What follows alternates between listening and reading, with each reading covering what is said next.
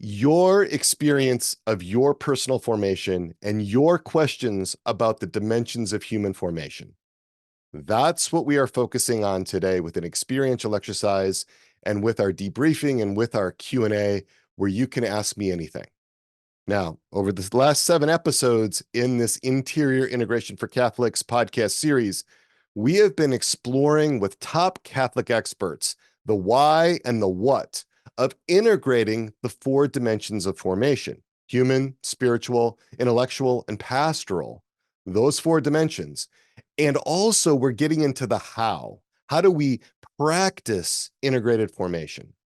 And now we get to hear from you, from all of you in this live episode, number 140, titled Your Personal Formation, Experiential Exercises and Q&A, which releases on June 17th, 2024.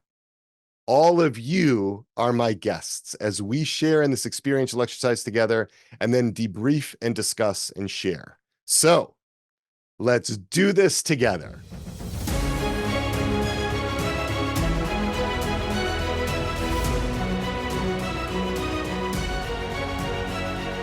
So a little preparation for the experiential exercise today, right? Just a reminder that, this is not a clinical service. We're not doing therapy or counseling or anything like that. This is more like a guided meditation. And we want to work in a way that's really safe, that your parts have a felt sense of safety and protection. That's really important. And so we work collaboratively and cooperatively with our parts, not steamrolling them. We don't evade them or bypass them or try to do anything that's tricksy or anything like that, right? And we want to stay in our window of tolerance. And what is the window of tolerance? Well, that's the place where we are emotionally regulated. And if we leave the window of tolerance to the upside, we're going to move into that fight or flight. That's the sympathetic activation. Or if we drop into the freeze response, that's the dorsal vagal activation where we shut down or numb out. If you're noticing that happening, and I don't think it's going to happen with anyone, but if it does happen, just remember, you don't have to do this. You can stop at any time. You can reground yourself. And if you're listening to this, or if you're watching this on YouTube, it's good to do this exercise when you have the time and space and privacy. It's really important not to do this while you're driving or operating heavy machinery or engaging in other activities that would require you to divide your attention. It's really useful to have pencils, pens, paper, anything like that. So yeah, just want to check it out with folks, see if there are any questions before we begin from our live audience. I'm super excited to have our live audience. You can see so many of the folks here that have their cameras on. Any questions before we get started? I know we did a little bit of a briefing in beforehand. Okay, great. Well, I'm not seeing anything. Bridget, are you seeing anything? Nope. Okay, great. So I'm going to ask you now to go ahead and shut off all of your cameras. Let's go ahead and get all cameras off at this point. So in this experiential exercise here in Interior Integration for Catholics, episode 140, we're going to focus in on one part of you, just one part of you, one part that has a need for some kind of formation, for something that might be missing in formation. And we're just going to get in touch with that part with the permission of our managers, with the permission of our protectors, and understand more deeply what's going on with that need, what's going on with that formation. I'm going to walk you through that.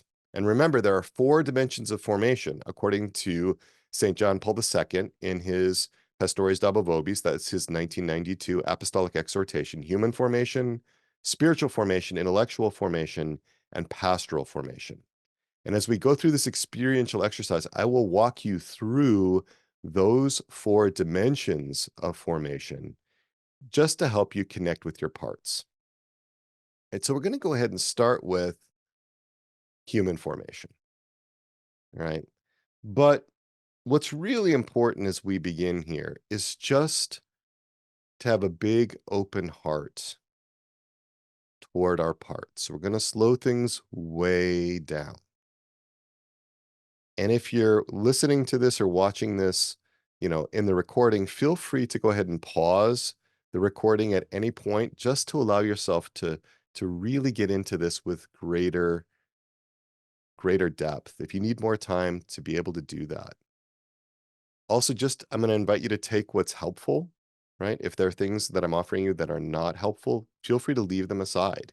If you find that you're doing really beautiful work with your parts, but it's not following what I'm offering you or what I'm inviting you into, do the beautiful work with your parts. It's not about trying to track with me. It's only take what's helpful.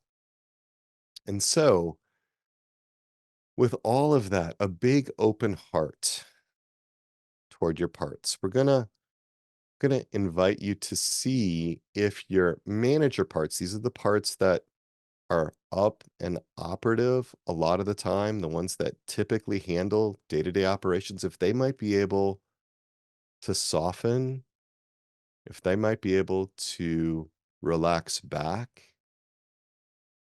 so that you as your innermost self could be more present, so that you as your innermost self could emerge and be in front and lead and guide your system. Again, with the knowledge that these manager parts could come back in if they feel like they need to. We're not trying to banish them or certainly not trying to get rid of them. Every part is important. Every part is indispensable. Really, really important to know that. But your innermost self has some qualities that make your innermost self uniquely capable of leading and guiding your system. And this is an offer. This is an opportunity for your manager parts to see what happens if they allow you in your innermost self, some more space, some more room.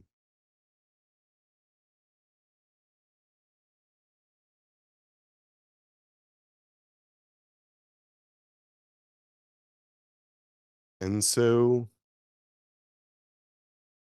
if there's concerns about that, if parts don't feel safe enough with that, let's get curious about that. What would it be like if they did soften and relax back? Let's address concerns.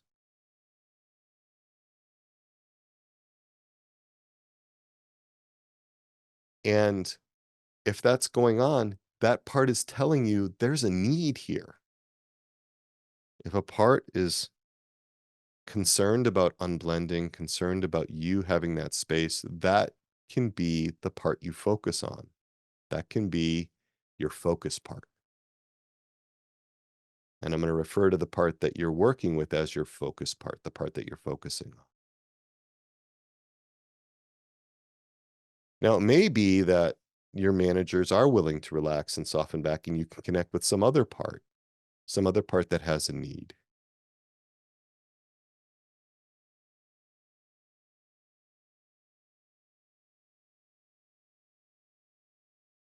And I'm just going to invite you to notice where that might be in your body. That part might be in your body. Like if there's a body sensation that connects with that part, or if there's a thought or a memory or an image. We call these trailheads, like signals from a part. So I'm just going to invite you to notice how that part might be manifesting, how that part might be signaling to you. Might not be very verbal.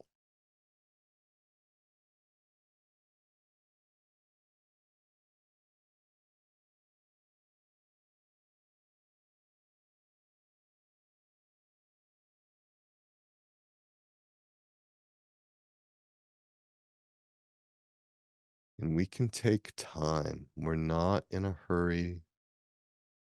We're not in a rush.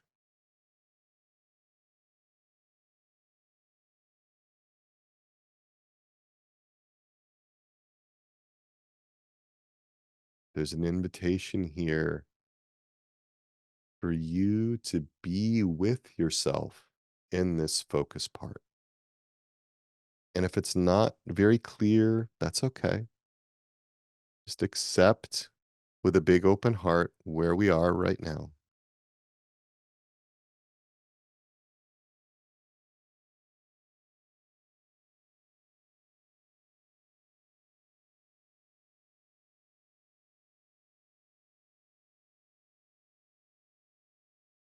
And there's an invitation for you, you as your innermost self, to look at your focus part.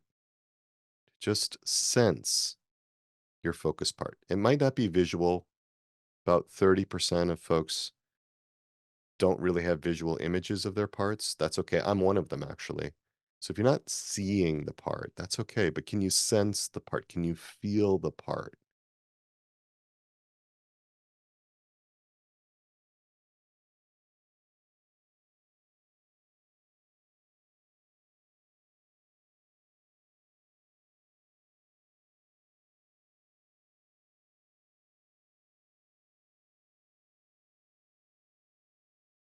And can that part see you, you as the innermost self? Can that part sense you? Can you look at each other?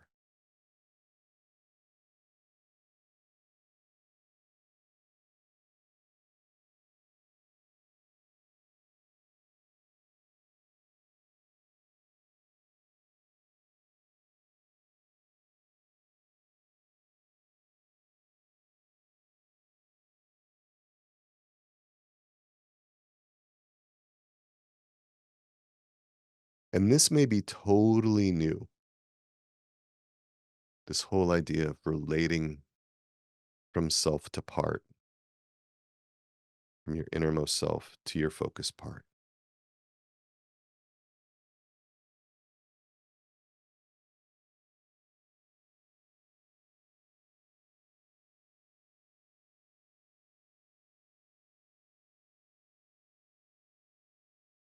We're working on the being with, which is so much of what parts need. They need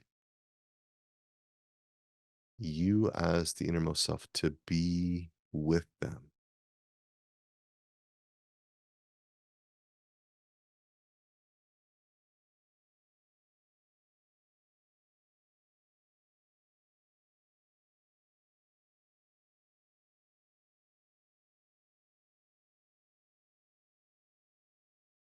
And if you do have a big open heart toward that part, if you're feeling that compassion, that warmth, that care, it might feel like light or warmth coming from you. Great. Just let that part be able to sense that in you. If you're not feeling that, if you're feeling any kind of negativity, or if you're feeling any criticism, fear, frustration, irritation, anything that's not accepting and not compassionate, well, that's another part. That's another part. And maybe that part would be willing to give you some space, you as the innermost self. Maybe that part could relax and soften. And if not, then that part that's concerned, that part that's not comfortable enough, doesn't feel safe enough, then that becomes your focus part because there's a reason, there's a need there. So let that part become your focus part. Since that part's already up and blended with you already so engaged in a sense.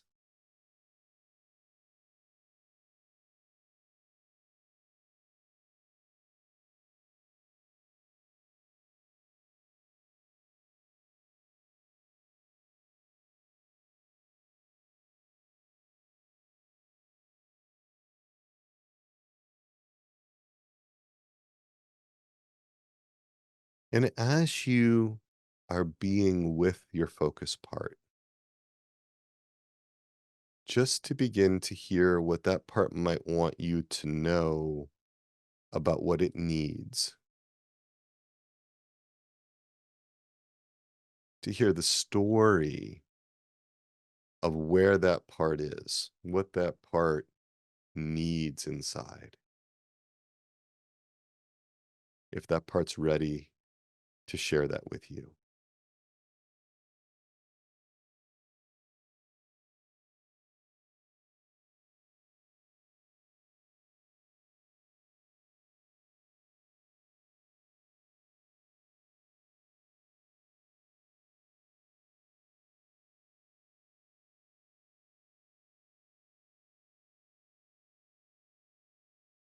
If it's helpful, you can write it down in your parts journal. Parts often very much appreciate being given a voice in writing, something permanent about that, something lasting about that.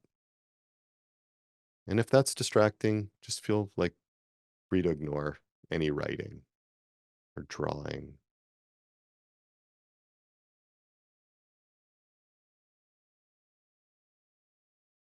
And maybe the parts sharing it with you in another way through visuals or memories or songs.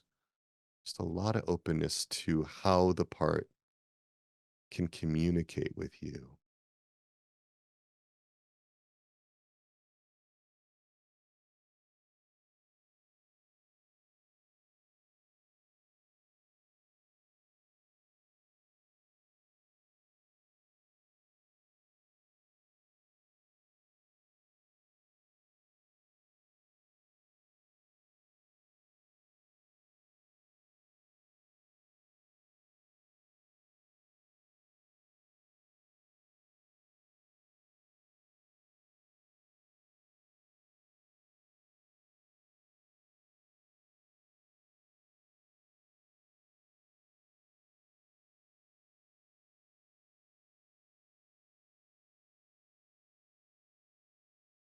Listening to the story,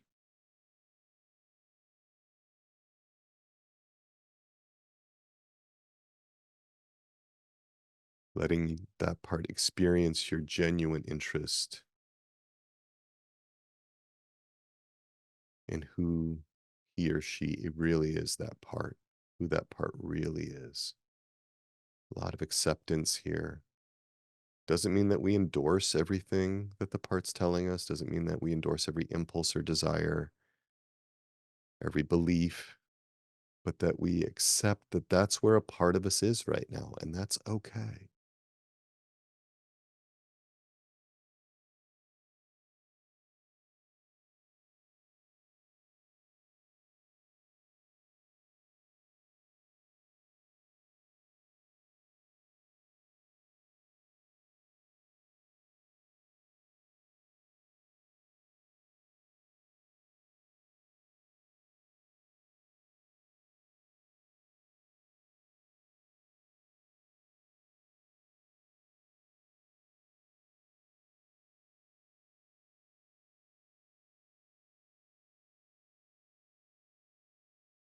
And as you listen to the story, as you can take it in, I'm going to invite you to consider three areas of human formation. We're going to bring up three areas of human formation. To just kind of notice in the story, is there an issue with emotional regulation? If there's an issue with emotions, like emotions being way too intense, or emotions being overwhelming and flooding, or emotions being dead, like no emotion, is there in the human formation dimension an issue with emotions? Is there a need around emotional regulation? That's the first one.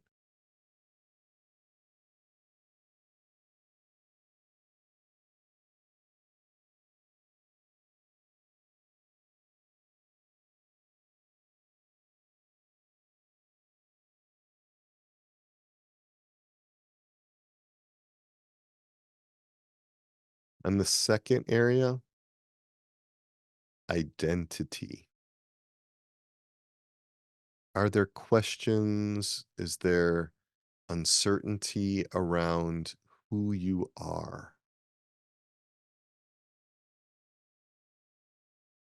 That question, who am I?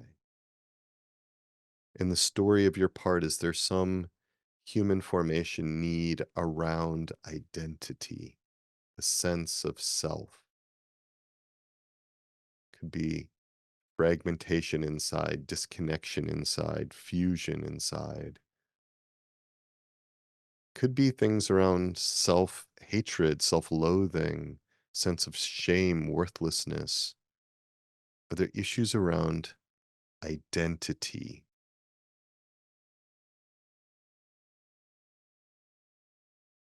We're just talking about this one part here. We're just focusing on this one part. Could be other things in other parts. And we can do this over again with a different part. So we don't have to solve everything or address everything all at once. Be really clear about that, that we can do this over again with other parts. So if parts could give the space really for you to work with your one focus part, that would be really helpful.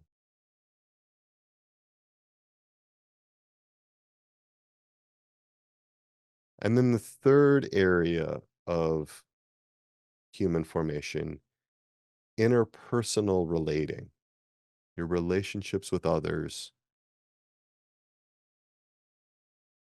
Is there a need in that area? Is there an issue with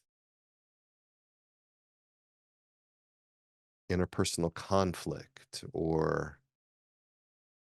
issues around abandonment or betrayal or issues around not knowing how to relate, distancing, avoiding,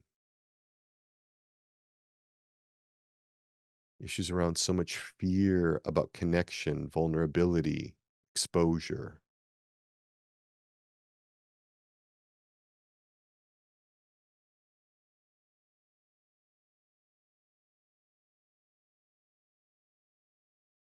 What did you notice in the story? The part might not be able to tell you because sometimes parts can't really put it into words. They're really young.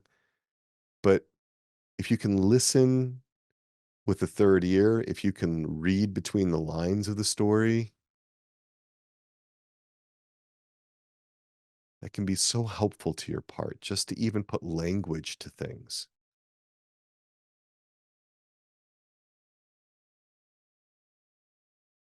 So, those are the three areas of human formation: emotional regulation, identity, and interpersonal relating.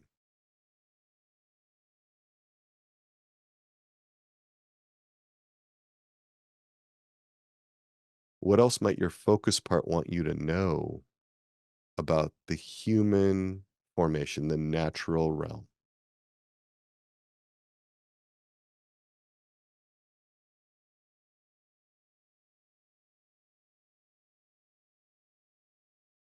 And maybe you're coming up with a lot of needs. Maybe a part is sharing a lot of needs with you, and that's okay.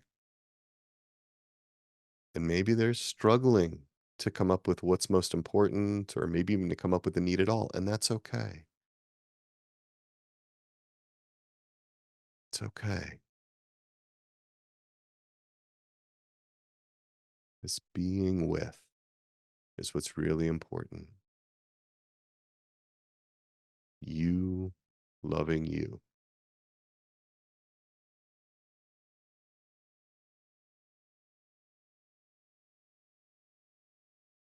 And the second dimension of formation is the spiritual formation. What might your focus part be struggling with spiritually? What might be missing in the spiritual life? What might be malformed or deformed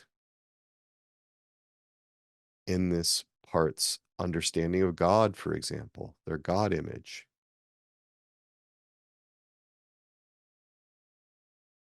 What might they struggle with in prayer?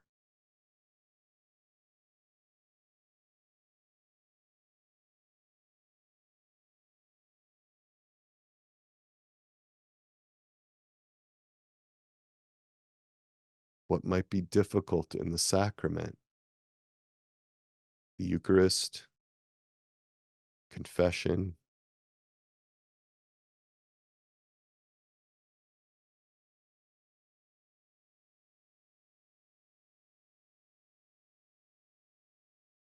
What's difficult about receiving the love of God, connecting with God in a personal, intimate way?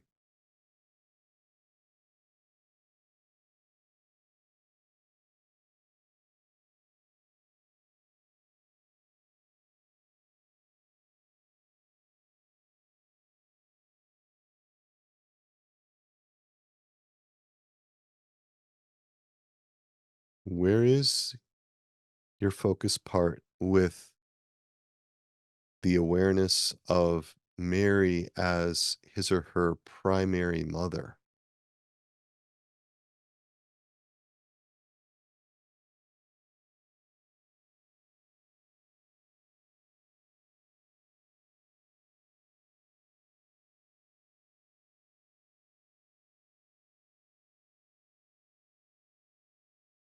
That maternal care of you in all your parts being a beloved little son or daughter of Our Lady.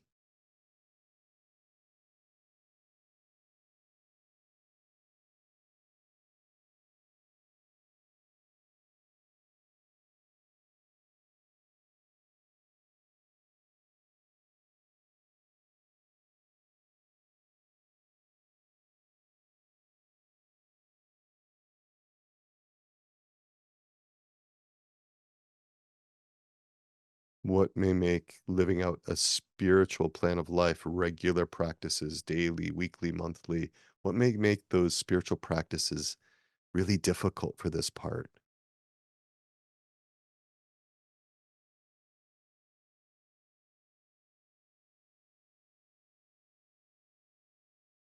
What do they need in their formation in the spiritual dimension?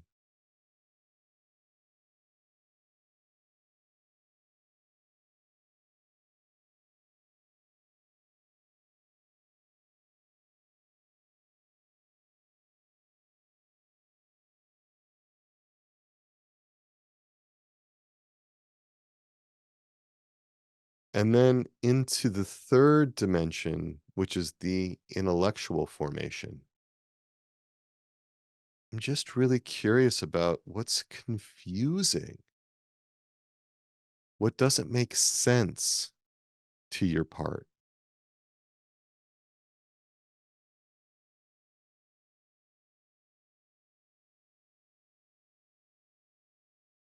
What do they struggle with in terms of depth of understanding?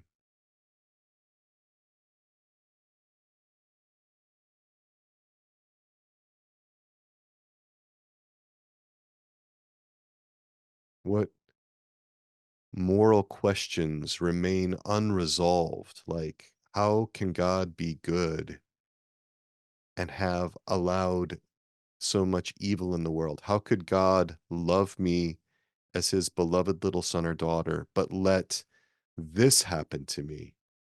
And then fill in the blank with trauma or some kind of tragedy.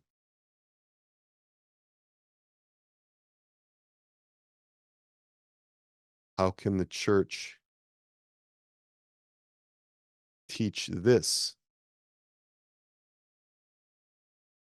where there's not understanding?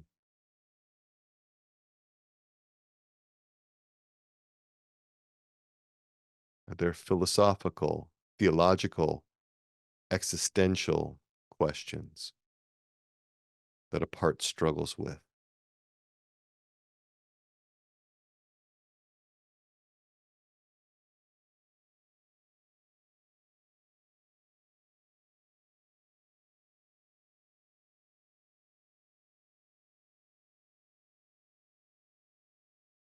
And again, hopefully we can have some space here for parts to really share where they're at, because if we suppress, repress, deny it, it doesn't go away. It just goes into the unconscious. The saints talked about how disordered their lives were, how much they struggled inside, not because they were worse off than the rest of us mere mortals, but because they were aware, they were more aware of what was going on inside, the effects of what Dr. Jerry Creek calls original trauma, the original sin in the Garden of Eden, causes so much disruption inside, so much confusion, so much darkness, so much blindness, things we don't see. So, what intellectually do parts need for formation? In what way do they call out with blind Bartimaeus, that I may see?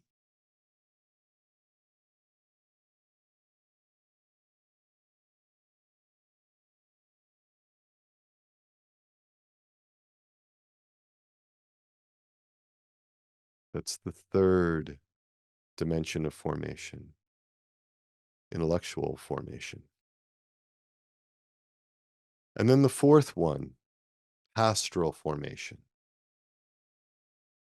And I see this as really all about the turn outward to loving your neighbor.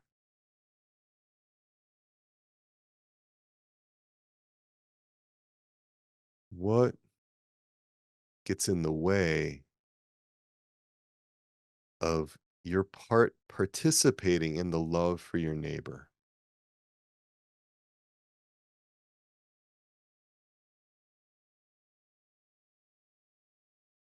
This can be a really difficult area for a lot of parts. Some parts really are not ready to be thinking about so much of what we talk about in spiritual circles, dying to self, self sacrifice, picking up your cross. Some parts really struggle with that. Some parts really react because of the ways that those statements, passages from the gospel, have been misused to extract things.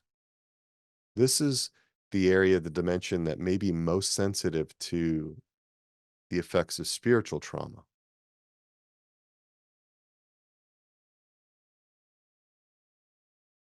And often parts that want to love have silenced parts that struggle with loving your neighbor.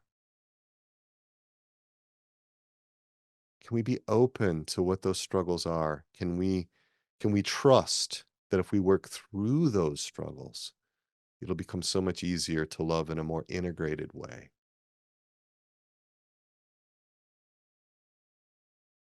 Can we be humble enough to connect with the truth of where some of our parts are? Can we do that? Would that be okay?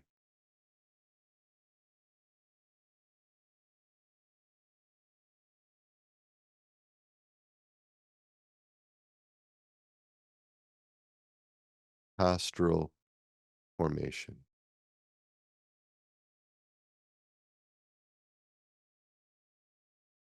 What gets in the way of sharing the good news of the gospel?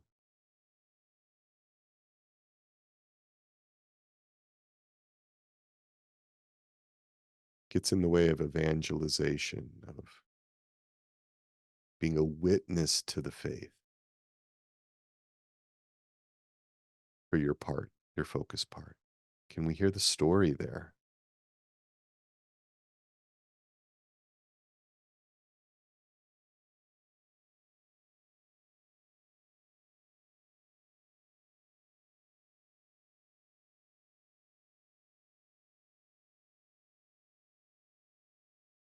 And again, an invitation to write down what parts might be sharing with you. That's helpful.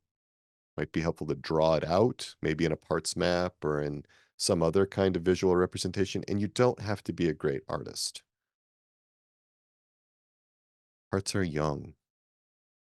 They so appreciate honest efforts to understand them.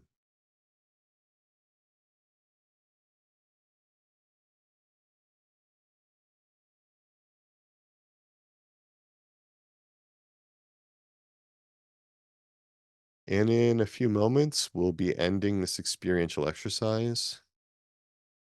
I'm going to invite you to take some time and bring this work to a good place where we can end for now. Before we do that, just to see what might be the next right step for your focus part, like to come to some idea of what might be the next right thing to do. Just one thing, one resolution.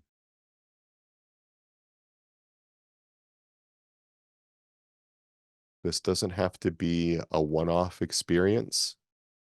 Parts often are worried that you'll never check in with them again, never connect with them again.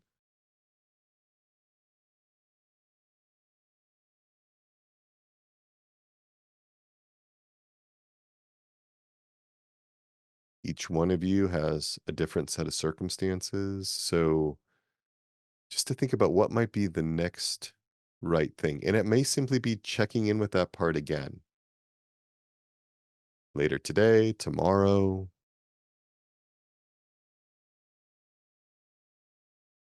What might meet the need, especially the most pressing need that that part has. And parts always need your innermost self to be with them. That's that interior integration that this podcast is all about. In fact, I named it Interior Integration for Catholics. That inner unity. You being with you, you loving you. Sometimes that's the first love that a part has experienced, is the love of the innermost self, connecting that part to a greater love.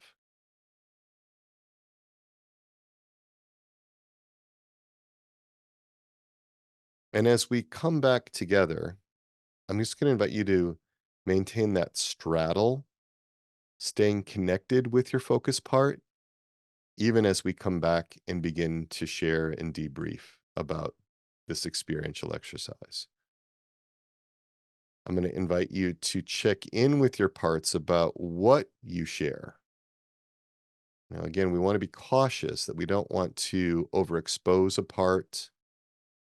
We want to work in a way that's cooperative and collaborative, right? So whatever you share, that parts be at least grudgingly accepting of that sharing, right? If one part of you says, no, I don't want to share that, don't share it.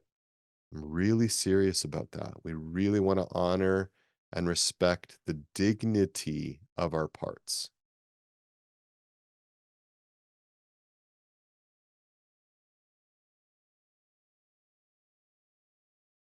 And so you can share on the screen. Let Bridget know, our hostess here with me. Let her know through the chat that you have something that you'd like to share. And then when she lets you know that it's a good time, you can put your camera back on. And then you and I will be on the screen together. And you can share with me about what that was like for you. Right? We're not asking questions yet. We're in the debriefing part of this. So it's really about discussing what your experience of this exercise was, what the experience of this guided meditation, what that was like for you and your parts. And we really like it when you can speak with your own voice, what that was like for you, what you discovered about parts and their needs, about formation, these 4 dimensions. And so, yeah, so we'll have some time here for you to consolidate it and to reach out to Bridget if if you'd like to come up with us and to be on the screen. I have a quick question. Excellent. So yes, please. Let's go What ahead. was the name of the 4th formation? Sure. The 4 dimensions of formation are human formation, spiritual formation, intellectual formation, and pastoral formation. Pastoral formation, yeah. Yeah. what is meant by that word pastoral? That really threw me. Well, let's remember that in Pastores Dabo Vobis, when Pope John Paul II was writing about formation and the dimensions of formation, he was writing for seminarians and priests. And so this particular dimension of formation had to do with them being able to take on their role as pastors of a flock, right? So this is the formation that is specifically necessary for being able to guide, to shepherd their people. And so, but as we've expanded on this over the last 30 years, there's an element of this where we are called to love others, right? To be able to make a gift of ourselves to others. And so I think about pastoral formation as the kind of formation that allows us to love our brothers and sisters in Christ. And so that's why I kind of focused on that in the experiential exercise. I see. Could one also look at that as part of our own leadership too? You know, in the layperson's life? Yeah, yes, but specifically with an idea of how do we guide the other toward toward God, right? Yeah, It's not just about right. like being able to manage a Fortune 500 company. No, no. It's about like how do we help those who are under our care, for example, children, right? Or others for whom we have some kind of responsibility in a Right. hierarchical relationship. Yeah, Like you're saying, it could be family, could be friends, could be right, neighbors, right. it's leading them. Okay. Thank you. Yeah, Very you're helpful. welcome. Thank you. Yeah, what I experienced was a little girl in the corner crying and Mm, feeling alone and abandoned. And then that tied into, where he said spiritual Mary, his mother, just absent, no mhm, connection at all. mhm. And so what did you sense that that little girl needed from for that area of her formation? What did she need? Hugs and just to be acknowledged. Yeah. Yeah. You could sense that. Yeah. And did she sense that you could see her and acknowledge her, if you don't mind my asking? Could she sense that from you yet? Um, I don't know how to do that. Like find my innermost self. I don't really know what that means. Okay. That's okay. That's okay. That's really a common question. But you were able to connect with her enough for her to be able to tell you that, Yes, for you to be able yes, to pick that up.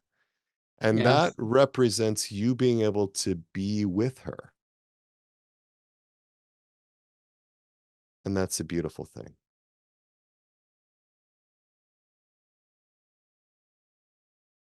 So yeah, it caused for a lot of emotional flooding, I guess, the tears. Mm-hmm. And does that make sense to you that that little girl would have all that intense emotion if she felt so disconnected, so isolated? Does that make Yes. sense? Yeah, Hmm. yeah. So there's the development of an understanding there. And your innermost self might not have been totally, present. Most people are not unblended, to the optimal or to the maximal degree, but there was enough to be able to connect with her on that. Yeah. And for her to be able to share with you. So, was there more that you wanted to share with us about that? No, thank you. All right. Thank you. Appreciate it.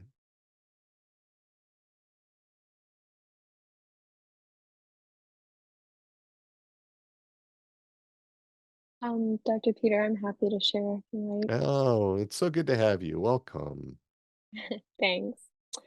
Um, so for me, I suppose I focused on my one manager that sometimes I call it my narrator, sometimes I call it my storyteller, sometimes I call it my conversation haver.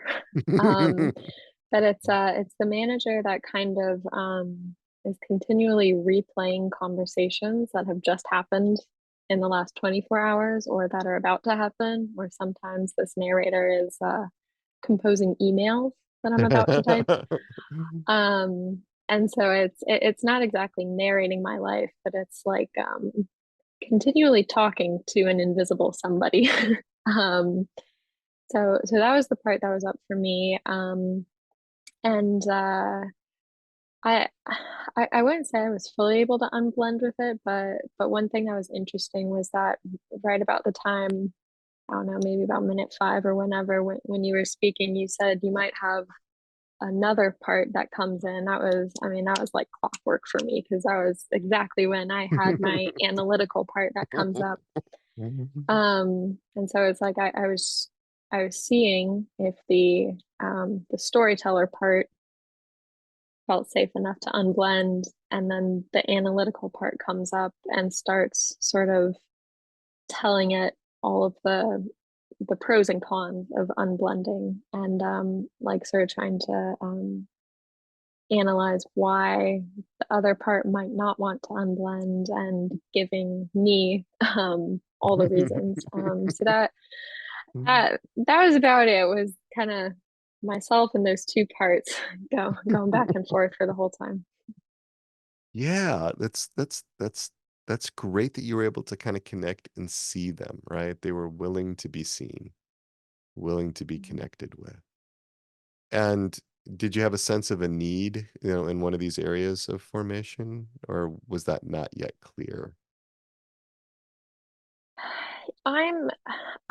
I'm suspecting, and it's hard to tell if this is the analytical part speaking Right. for This the is really storyteller good. part. This is such a good thing that you're bringing up, to let people know that those Yeah. analytical parts, sometimes they want to speak for other parts or interpret experience, right? Rather than Yeah. let it be there. So I'm really glad you could point Yeah. that out. I mean, I really suspect that the storyteller part feels a need just to be heard and for someone to pay attention to it. Mhm. However, it's hard to tell if that's actually the need or if that's what the analytical part thinks it needs. So I don't know. Well, we can hold it lightly, right? We can be Yeah. open to a variety of possibilities here. And just as time goes on, to continue the exploration, to Mhm. continue to connect. And I think, these patient attempts to connect with genuine interest, the general desire to connect, and to be compassionate for parts. It can take some time for clarity to come in, as parts trust more. It can be more of a revealing about what's actually going on inside. So Yeah. thank you. Wow. Thanks. Yeah. Oh, here we go. Very good. Welcome. Me? Yep, it's your turn. Victoria? Okay. Yes, Victoria, it's your wow. turn. Okay. Gosh. Well, it surprised me that it actually worked. always surprises me when it Who works. knew? I know. Okay.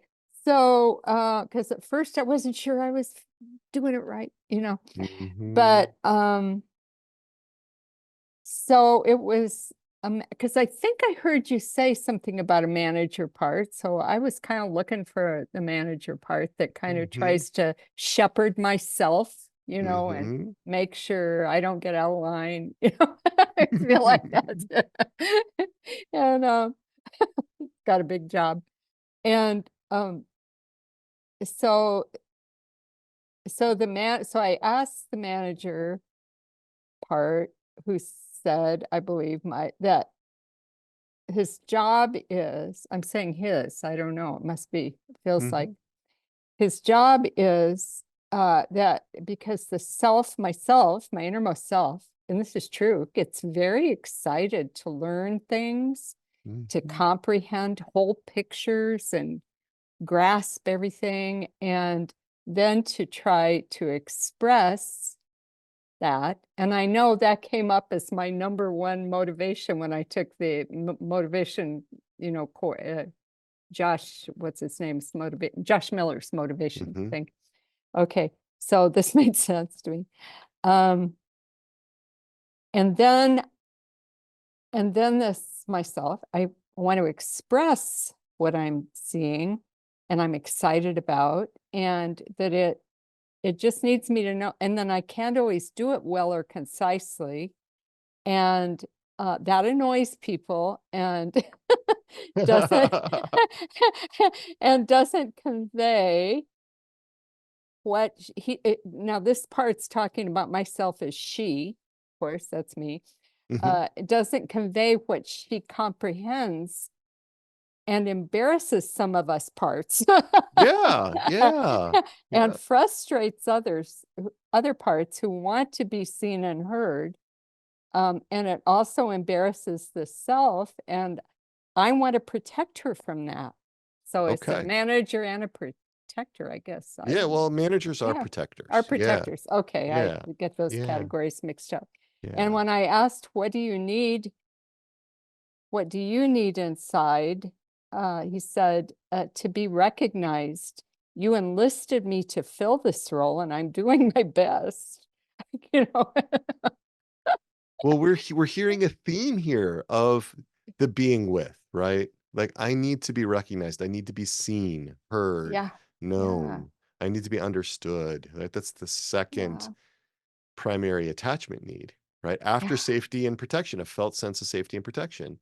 So this makes perfect sense to me that we would be hearing this, from a number of you that have participated in this experiential exercise, the need to just be with. And if you think about it from the perspective of little kids, little kids don't need us to solve all their problems. What they want, what they need is for us to be with them. And so it's beautiful that you could connect with your parts and be able to hear that, Victoria. Well, he had something to say about the interpersonal relating part too, which was that I seemed to want him to find and connect with people who get me and know how I think. And he says, there aren't that many people. And I'm doing the best I can. Yeah. Anyway, that's what he feels like anyway. And So that seems like it makes sense to you, Victoria. Do you get it that? does. Yeah. It does. It does. Let's see. I think that was. Oh, what makes my daily spiritual practices difficult for this part to manage? He said, I can't get your innermost self. I can't get you organized to keep you on schedule and focused. It's really hard to do that. I know that's true. So he gets me. So I don't know. I think that was the same part. Well, thank you. Thank you for sharing that with us. Yeah. Thanks. I actually am having trouble turning my camera back on. So okay. No worries. We'll just do it this way. Okay. Yeah. All right. So I have a very strong manager part that has been driving the bus since I was a teenager. It's a teenager part, and it got its first planner. And this part really that planner. So every year I get a new planner. It's like, yes. So, but this part is all about keeping me on task and keeping me on time. The product of my time, and it feels tremendous pressure because it's going to have to be before God and say, this is how I spent my time. So an accountability aspect to this. And this part of me is located in my shoulders, and even our DO Mikey was like, what is your shoulders? What is going on here?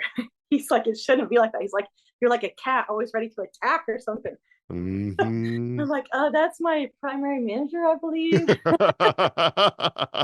Like, you need to work that part. I'm like, I know, Mikey. Anyway, so this part feels like that if it doesn't drive the bus, because it's been doing a great job for so long, it doesn't really trust self that the self-soother is just going to take over, because it just, you know, it's always this polarization between those two, where my manager, which I'd like to call my life coach now, I'd like it to switch to that role, but it still likes to manage things. So this part of me really just feels like if I don't do this for us, that we're just going to be lazy. But then it has another part where it sees people that are just like enjoying leisure or playing games, you know, in my home, and they're just, this part looks at that as lazy and not being productive. But yeah, so there's definitely a lot there, and this is a part I've been working with for 2 years now.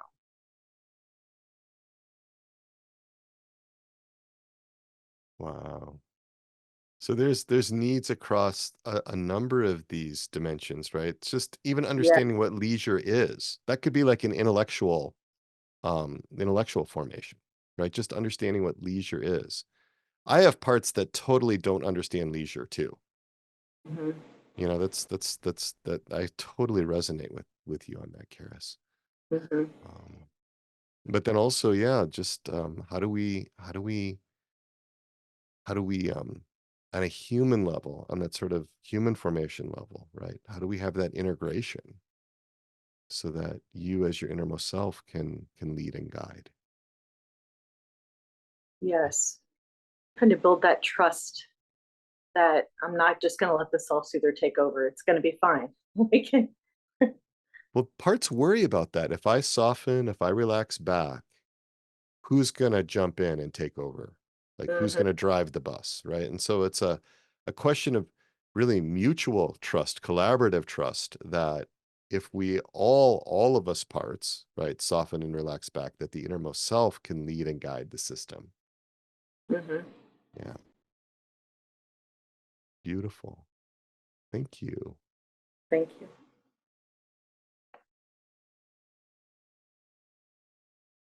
Theresa's up. All right. Excellent. Thank you. It's good to have you, Theresa. Thank you for being here. Thank you, Dr. Peter. It was interesting, very visual. So when we started the exercise, I immediately was closing my eyes and was just looking for the image that, you know, usually I do receive. And then I was in a stance that when I reflected and opened up my eyes, I was folded, my hands. And so I realized that we were dealing with my teenager part. Yeah. So, and this part is, how would I say it? It kept saying like, I'm waiting. I kept hearing the words like, I'm waiting, a waiting kind of attitude with the folded hands, sort of impatient, watching for the next step kind of thing. And then I heard further down at some point, which really kind of resonated with me, and was it was speaking for all of the parts. This teenager was speaking for all the parts, and it said, "It's time, and don't let us down. That we are waiting. That our parts are waiting for you to follow through." And the big, you know, take home for all of this, in the end, you talked about what was the message that we needed to go home with in regards to what she wanted me to know, and it was follow through. Okay. Follow through. But as I go through some of that, I don't want to leave out there was another part. The part also mentioned about like God promised, so trust him. So lots of encouragement, lots of as much as she's waiting with the, you know, it was more of like, we got you, come on, you can do this. The part about checking in with the spirituality of the Blessed Mother and Mary, our primary mother.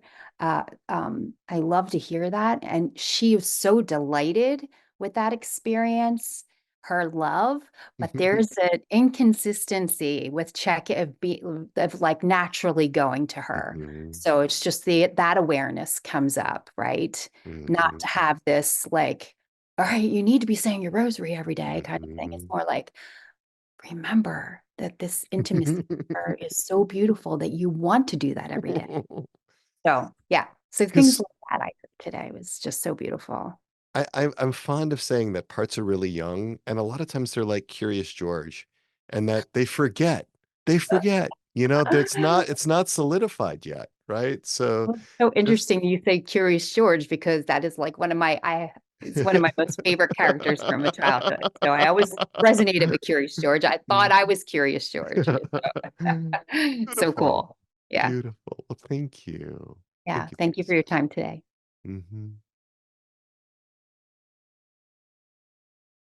Hi, Dr. Peter. There's someone who'd like to ask an anonymous question. Excellent. Let's Or hear it. rather, an anonymous comment. Okay. Right.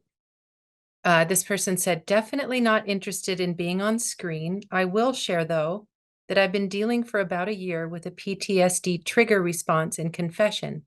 I've been working through it for months in therapy and spiritual direction to no avail. For the first time, I had a part explain what she is so scared, but it's beyond the obvious fear I thought she had of the small enclosed space, of shame. She's saying safety is key. Being vulnerable is triggering and feels like we're allowing an opportunity to be hurt. Lastly, she's feeling mercy can't be authentic to her. Wow. This is far more common than people realize, the difficulties with confession. And that's why on July 17th, 2024, we're going to be doing, I'll talk about this later, but we're going to be doing an in-person event in Indianapolis before the National Eucharistic Congress titled Recollecting Your Parts for Reconciliation in the Eucharist. Because it's likely that you have as many different positions toward confession as you have parts that are not in right relationship with the self. And so, yeah, there's going to be, when there's difficulties with confession, yes, it can be just, sort of garden variety embarrassment or just, hesitancy to be able to share with the priest. But sometimes there's real concerns about safety. There's real concerns about exposure, vulnerability that go back to unresolved wounds, traumas from the past. And it just makes my heart sing to see that you are connecting with that.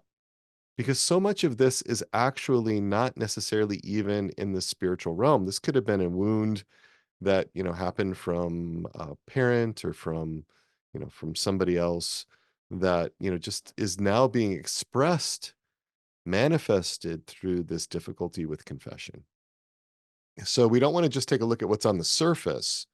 We want to try to get below the surface to see the deeper needs, what has to happen in our formation so that we can approach the sacraments, so that we can approach prayer, we can approach other things in our lives that are life-giving and that are going to help us along the road to salvation and a deeper union with God, so that we can embrace those things more wholeheartedly with all of our parts.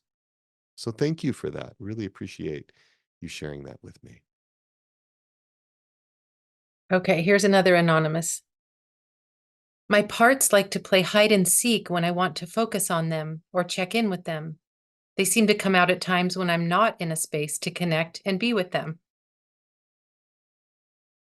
Yeah, let's get curious about that. There's reasons for that. And, parts often will have an approach avoidance conflict. They want to be connected, but they're afraid of it.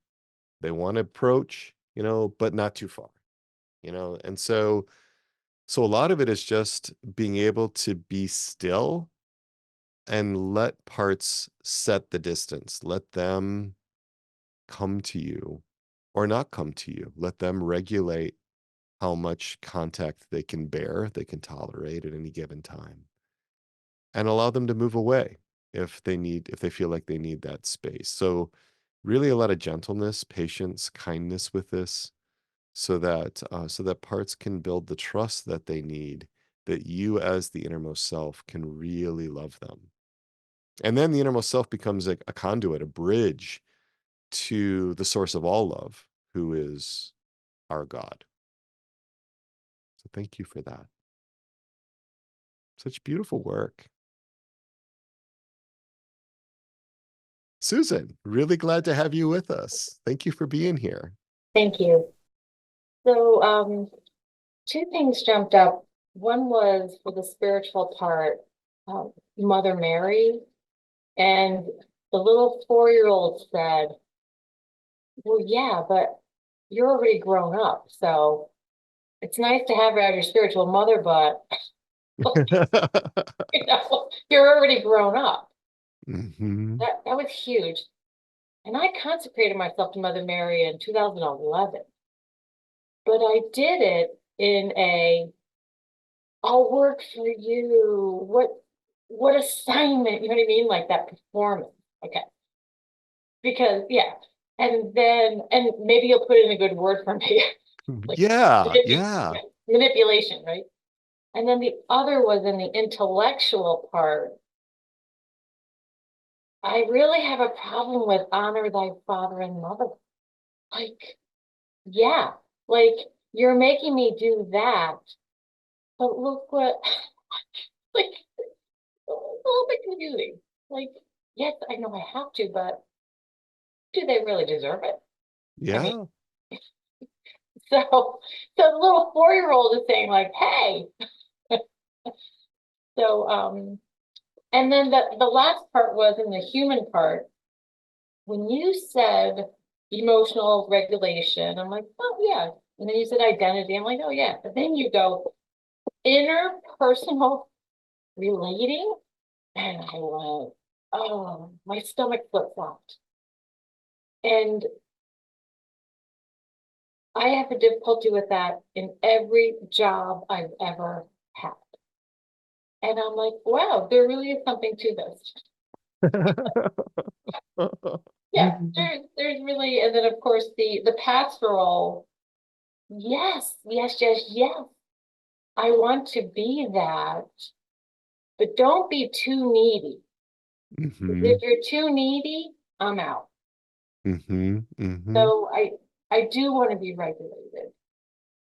And the takeaway was sign up for the RCC or like that was my takeaway. Like, okay, I'm in. All right. All right. Well, Thank you. it's beautiful when parts can come together around what that takeaway could be, you know, and that is a wonderful thing. We'll talk about a little bit about that at the end.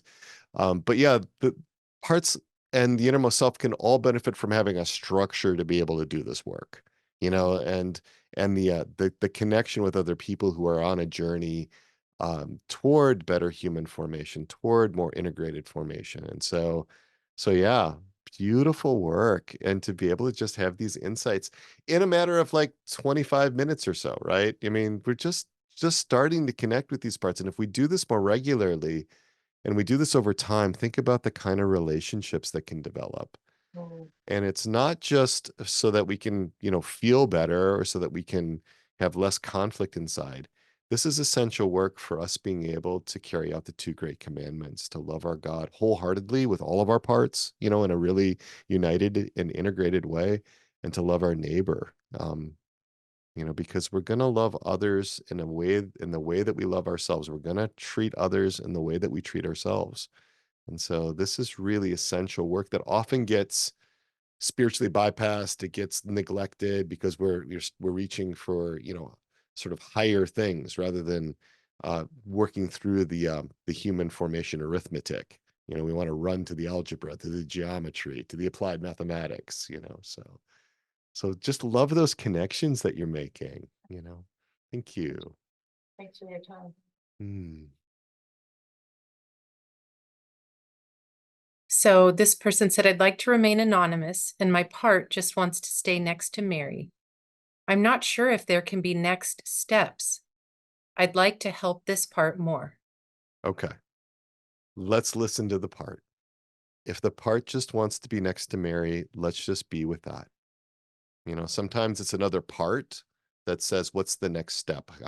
What's the next thing that has to happen? If you notice that there's an agenda, you know, that there's a push or an impulse to some particular outcome using some particular means, it's often another part. What I'm hearing from the part is to just let me be with Mary, which is a phenomenal thing. A phenomenal thing. So that is just helping that part be with Mary. creating some space for that. That sounds like the next step. What a great debrief. You guys are just really motivating me. I feel so edified and inspired by all the beautiful work you're doing. But I also want to make sure we have some time just for any questions you have. Questions about human formation, intellectual formation, spiritual formation, pastoral formation, the integration of formation, things from the previous podcast episodes in this series. Just want to make sure we have some time for that. So. I've got an anonymous one I can bring to you. Are there parts of us that can't get over grief? I have a little part that can't get over my father figure's death because he was my hero. Mm-hmm. Well, it depends on what you mean by can't get over grief. It's quite common that parts can't get over grief by themselves. In fact, that is the ordinary state of affairs. If a part is isolated with the grief, the part is sort of disconnected from the rest of the self, not in right relationship with the innermost self, exiled, that grief is not going to be gotten over. The idea that time heals all wounds is really inaccurate. But if that part is able to share that grief, and not just with the innermost self, but also then with the innermost self as a bridge, as a conduit to the three persons of the Trinity, to Our Lady, to the guardian angel, to patron saints, if that grief could also be shared with other people, in a way that feels safe and protected enough, then the grief can be resolved.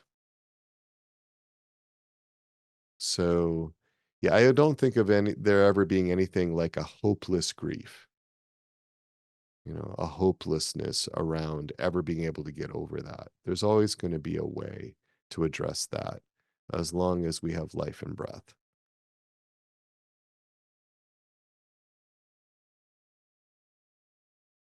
But I have seen cases of grief that has been pretty much preserved like a fly in amber for 60 years or more, because it's never been addressed. So yeah, it has a lot of staying power if the roots of that don't get addressed, if the parts that carry the grief aren't seen, heard, known, and understood, if they're not reassured, and if they're not aware that, yes, there was a loss and the loss was real, but that doesn't necessarily mean what the part thinks it means. A lot of it is about the meaning making about the loss that contributes to the grief and complicates it. I also had a question that came in, and I'm going to go ahead and answer that one.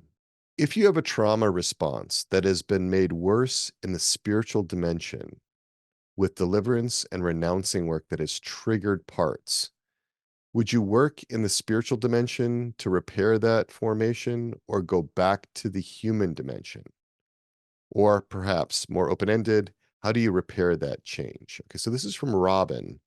She wants to know if there's a trauma response that's been made worse in the spiritual dimension by deliverance and renouncing work. All right.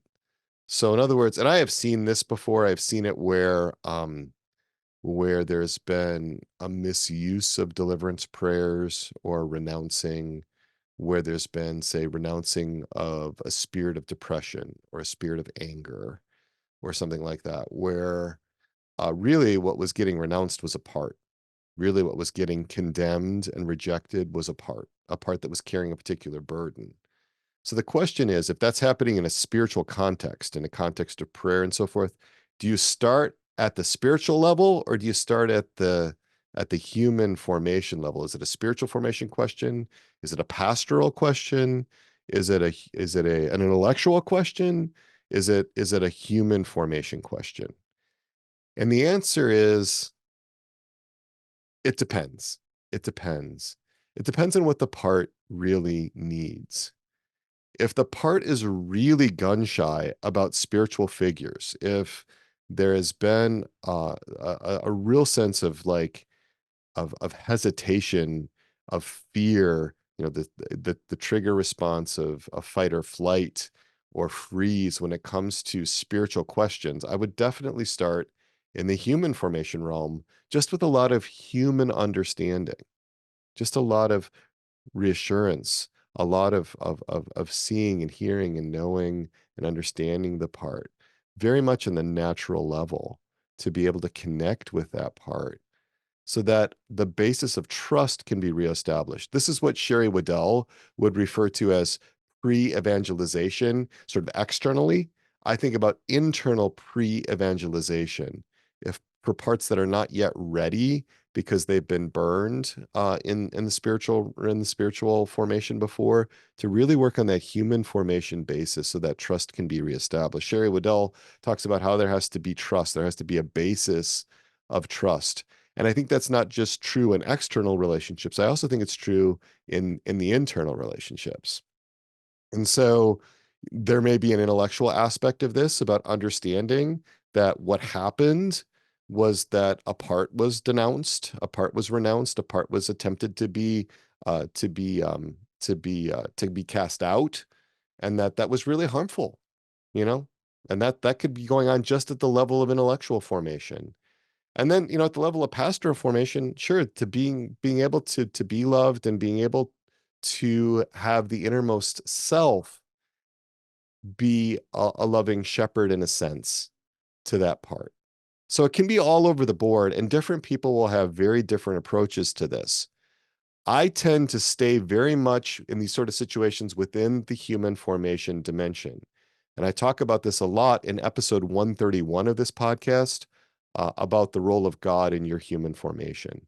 And there are 7 reasons for that I give in that episode. Others will bring in the spiritual domain and are successful in doing that in a lot of cases. And so it also depends a lot on the way that you work. But I really love to start with the natural realm because oftentimes parts are very, very young phenomenologically, and they really need to establish a secure attachment to the innermost self or to another person's innermost self before all of this spiritual stuff will make sense. And that parallels sort of natural human development, if you look at it, and the way that we raise children in the faith. So that's sort of what I would say in response to that. Okay, Anonymous. I'm new to parts work. During the exercise, I had no real response from parts, just my reactions. Is that okay for now? Oh, absolutely. Yeah. I'm very fond of saying that whatever happens, we will learn from. And so those reactions are telling you something. Those reactions are the story. That's how I would understand that you've gotten the story through the reactions. Now, it might not be super clear right away. Let me be really frank about that. It might not be, laid out in a very linear way. But yeah, that's how we begin to listen to the story. Again, think about a little child, a 2.5-year-old who was playing in the backyard and got involved in something that they got upset about. So they come running back and they're sobbing and they're telling you in broken words what happened, and you're not going to understand it all at once, right? But if you stay with that child, that being with, the story will gradually unfold, at least enough so that that little one can calm down and have a sense of that presence.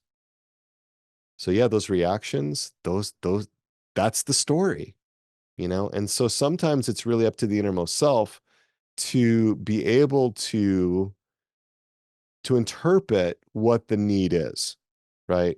Again, think about this with a little 2.5-year-old or 3-year-old.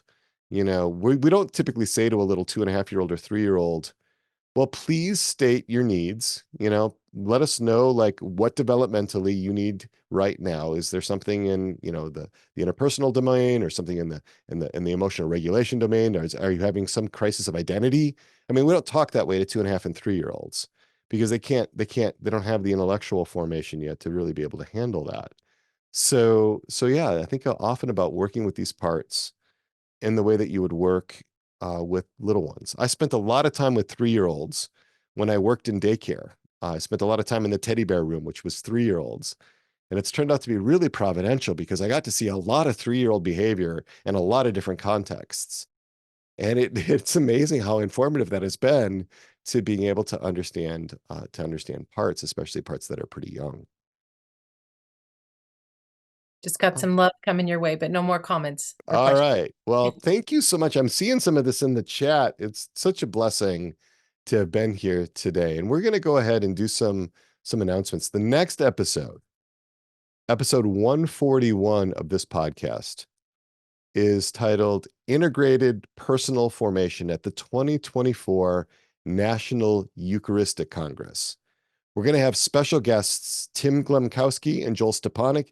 These two men are the public face of the 2024 National Eucharistic Congress, and they will be discussing personal formation at the NEC, how you can experience that at the NEC if you're going. And that will release on July 1st, 2024. The National Eucharistic Congress is from July 17th to the 21st. And so that's going to be here in Indianapolis. I will be going to that. And Dr. Jerry and I, we actually have media credentials because we're going to be doing some work for this podcast at the Congress. So the YouTube channel, just going to invite you to like and subscribe. Let's start a conversation there. If you leave a comment, I will respond to it. Right. Check out the previous episodes in this series on integrated personal formation, 133, 134, 135, 136, 137, 138, 139. And we focus on human formation here at Souls and Hearts, with some emphasis also on intellectual formation. And we do that in community. So if you are a Catholic who holds that what the Catechism of the Catholic Church teaches is true, and you are inspired to work on your own human formation, but not alone, right? Not as a lone wolf, but in a community of other Catholics journeying together on a pilgrimage to flourishing in love, then check out the Resilient Catholics community at our landing page at soulsandhearts.com/RCC. Come join us on a pilgrimage to better human formation. It's so much better when you do it in the company of other pilgrims, and we're open now in the month of June, right, for this next cohort, which is the St. Gertrude the Great cohort. And we've already got, I think, something like 62 people that have applied. We're going through the Parts Finder Pro with those. And I told you about that in the last episode, 16 measures to help you identify your parts and their roles within your system. It's like a jump start to help you really get going on this parts, on connecting with your parts, right? So that you can better love yourself. And why? Not just so that you can love yourself, but also so that you can love God wholeheartedly and your neighbor as yourself in a much more integrated way. This is a year-long program, 44 weeks, an hour and a half a week in your company meetings. You'll get a companion for accountability. And, you know, there's a lot of things going on in the RCC. So the RCC is made up of these companies, 7 to 9 people that so often people get really connected to. It's just a special thing. There are going to be some special companies for therapists, priests, spiritual directors, and coaches. Also, those who work in lay ministry, if that's of interest to you, if we have enough people to be able to do that. I'm also going to invite you to check it out at soulsandhearts.com/RCC. Again, accepting applications until the end of June. Then the cohort closes. There's also on that landing page, there's also testimonials and a lot more information about what that's all about. So remember, you can always reach out to me in conversation hours. Those are every Tuesday and Thursday from 4:30 p.m. to 5:30 p.m. Eastern time at my cell phone, 317-567-9594. I actually answer the phone. And I will return you back if I'm on the line with someone else when you call. So just leave me a voicemail, let me know. Marion Moreland, the lead navigator of the Resilient Catholics community, is also available at marion@integratedhearts.com if you have questions about the RCC. I forgot to mention that before. So let's go ahead, and if you're willing to turn your cameras back on, to be able to do our invocations, right? To where we ask Our Lady and our patrons to pray for us. So invite you to do that. Our Lady, our Mother, untire of knots. Pray for us. Saint Joseph, Pray for us. Pray for us. Saint John the Baptist. Pray for us. All right, thank you. God bless you all. God Thank you, bless Dr. Peter. Thank you. Thank you.